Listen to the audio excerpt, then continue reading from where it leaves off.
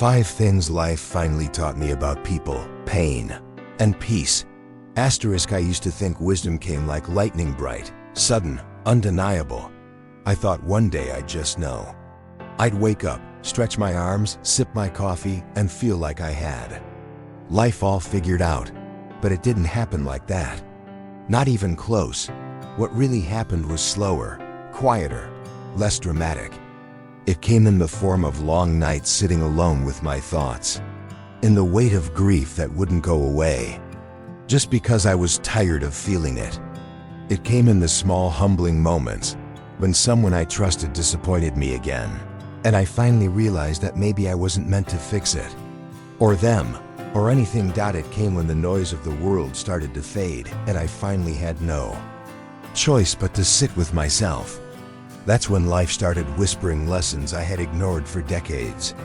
Not because I was foolish, but because I was too busy trying to survive, trying to please, trying to belong. And now, I'm older, slower, but finally, softer too. Not weak, just more honest. More willing to say, I didn't know, I was wrong. But now I see it clearly. If you're listening to this and you feel tired not just in your body, but in your spirit, I want you to know something. You're not broken, you're becoming. It takes a long time to become who you were always meant to be. The path to peace is rarely paved in comfort. It's messy, unpredictable. Sometimes it feels like everything has to fall apart before anything starts to make sense. But here's the truth. Life has been teaching me all along. About people, about pain, about peace. And though I still don't have every answer, I finally understand a few things deeply enough to say them out loud. So let me tell you what life taught me, not in textbooks or therapy rooms, but in quiet kitchens and empty parking lots, in hospital visits and empty nests, in the waiting, the hurting, the letting go. If you've been wondering whether it ever gets easier, stay with me. This isn't advice. It's something truer than that. It's what life finally taught me when I was finally ready to listen. I used to give people second chances like they were candy. Sometimes third, fourth, even fifth chances. I thought if I just loved them hard enough, gave them time, explained myself better, they'd come around. They'd treat me right. They'd finally understand what I needed. But time has a way of peeling back the layers, and life has a way of showing you the same lesson over and over until you finally learn it. The truth is, people tell you who they are early on. Maybe not with words, but with actions, with silences, with the way they handle your joy or your pain. But we don't want to see it. We want to believe in who they could be.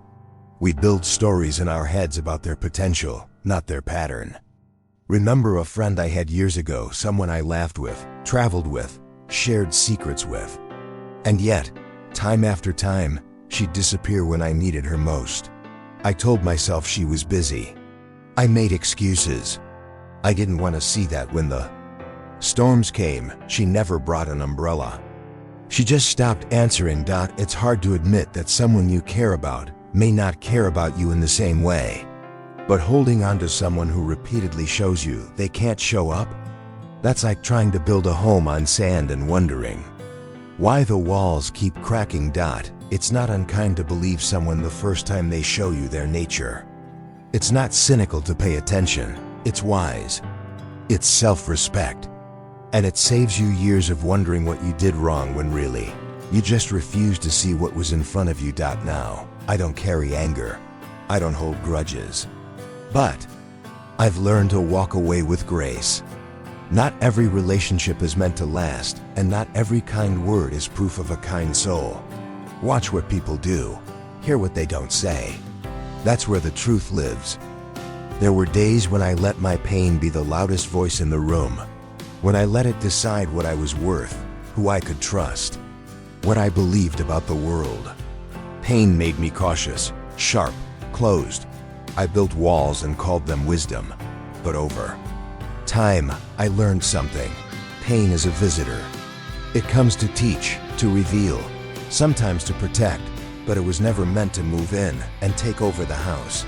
The first time I felt real heartbreak, I thought I'd never breathe right again. I remember lying in bed, staring at the ceiling, wondering how something invisible could weigh so much. I let it color everything, every future thought, every relationship, every day after. I wore it like armor, but it didn't protect me. It just kept people out. Years later, when I lost someone I loved deeply, someone I'd shared decades with, it cracked me open all over again. But this time, I didn't try to escape the pain. I let it wash over me. I cried until my chest hurt. I sat in silence for hours. I let myself feel the full weight of what I'd lost. And strangely, that's when healing began. Not in fighting the pain, but in surrendering to it. Letting it pass through me without becoming me. Pain has a job. It wakes us up. It shows us where it hurts, what matters, what needs attention. But it's not meant to stay in charge. It's not meant to write our story. It's just a chapter. I've met people who carry their pain like a badge of honor, who've let bitterness settle into their bones so deeply they can't remember who they were before the hurt.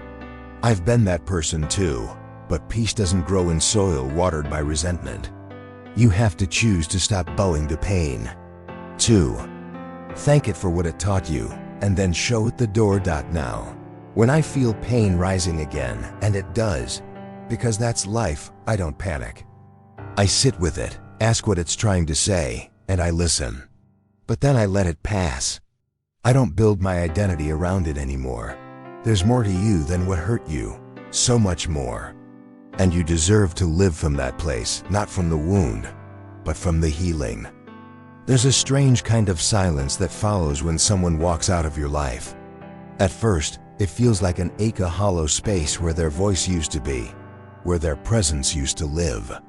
But if you sit in that silence long enough, something unexpected begins to happen. You realize it's not just emptiness, it's peace.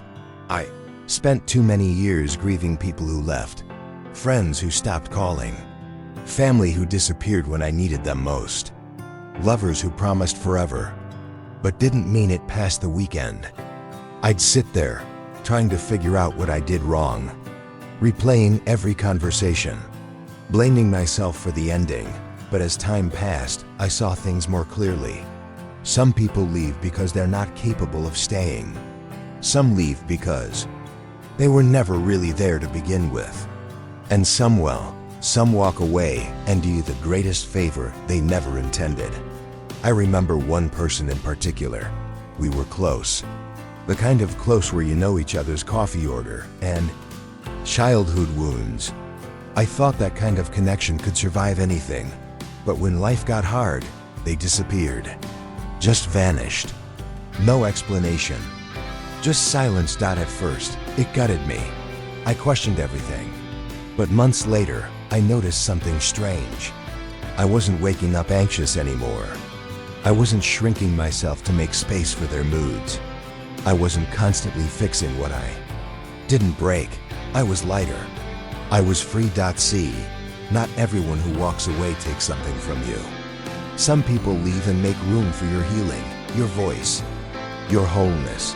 Not everyone you lose is a loss. Some are revelations. Some are detours you were never meant to follow. Some are lessons dressed as heartbreak. It doesn't mean you stop loving them. It just means you stop chasing what was never meant to stay. And in that letting go, you begin to return to yourself. Because sometimes, what feels like abandonment is actually protection. And what feels like an ending is the beginning of your own peace. I used to think peace was waiting for me somewhere. That if I could just get through the hard parts, just make more money, fix my relationships, move to the right house, take the right vacation, I'd arrive at peace like a destination. Like it was a hidden town on a map I'd finally get to call home, but that place never showed up. I ran in circles trying to find it. I tried silence. I tried distraction.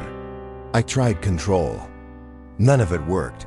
Then one day, in the simplest moments sitting on my back porch with a cup of lukewarm tea, Watching the light shift through the trees, it hit me. Peace wasn't a place I had to find. It was something I had to build. Brick by brick, thought by thought, choice by choice. It wasn't some grand sweeping moment. It was saying no when my body was tired.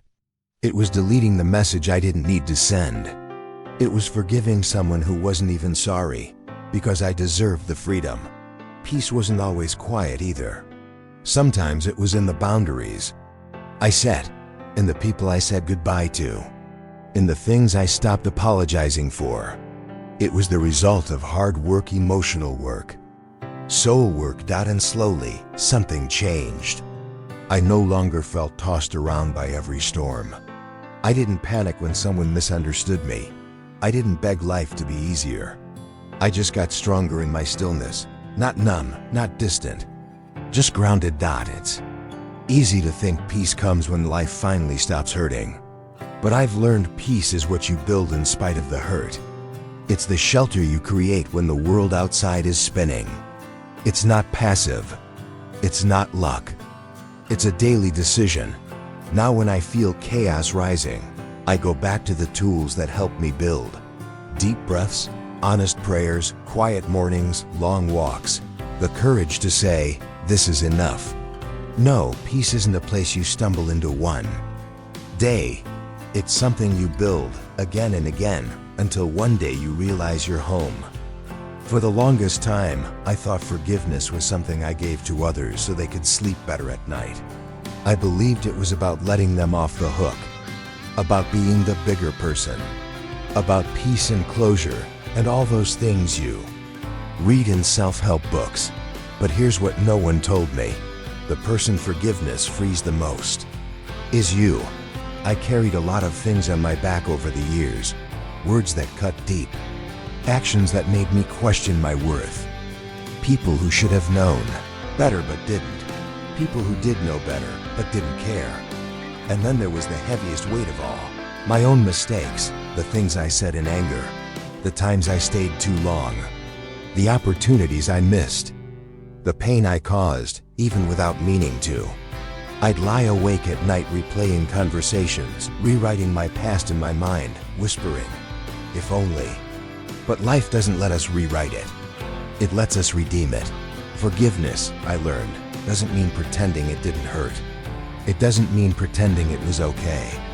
It means choosing to stop living in the shadow of what happened. Choosing to stop bleeding from the same wound every day. Choosing to unclench your fist so you can finally hold peace. The hardest person I ever had to forgive was myself. That took time, years even. But one day, I looked at an old photograph me, younger, trying my best with what I had, and I felt something I hadn't in a long time, compassion. I saw someone who didn't need more punishment. She needed mercy. So I gave it to her. And slowly, I started giving it to others too. Not because they deserved it, but because I deserved to move on. I deserved mornings that didn't start with resentment, nights that ended in rest. Forgiveness isn't about erasing the past. It's about not letting it steal your future. It's not weakness, it's courage. It's the decision to stop handing your joy over to the ones who hurt you. And once you taste that freedom, you'll never want to go back. If you had asked me decades ago what I knew about life, I would have given you a confident list, plans, timelines, ideals. I thought I understood people. I thought I had pain under control. I thought peace was something that arrived once everything fell into place. Now, all these years later, I can tell you the truth. I didn't know a thing. Not really, because real understanding doesn't come from reading books or making plans. It comes from being cracked open by loss, by love, by time. It comes from sitting with questions longer than you're comfortable and learning to breathe, even when the answers don't show up. Life finally made sense when I stopped trying to control it and started listening to it. Me that some people are not meant to stay, and that's okay. It taught me that pain has lessons, but it doesn't have to be a home. It taught me that losing people isn't always a tragedy. Sometimes it's a turning point. It taught me that peace is something You build with both hands and relentless gentleness. And it taught me that forgiveness, especially of yourself, isn't optional. It's vital. So if you're walking through life wondering if you'll ever get it right, if you'll ever feel whole or steady or free, I hope you hear this. You're not behind. You're becoming. And the lessons that come late, they tend to stay the longest. You're not alone on this road. We're all learning, unlearning, and relearning as we go. And maybe the most beautiful part of it all is that even now, after all these years, life is still teaching me. And I'm finally ready to listen.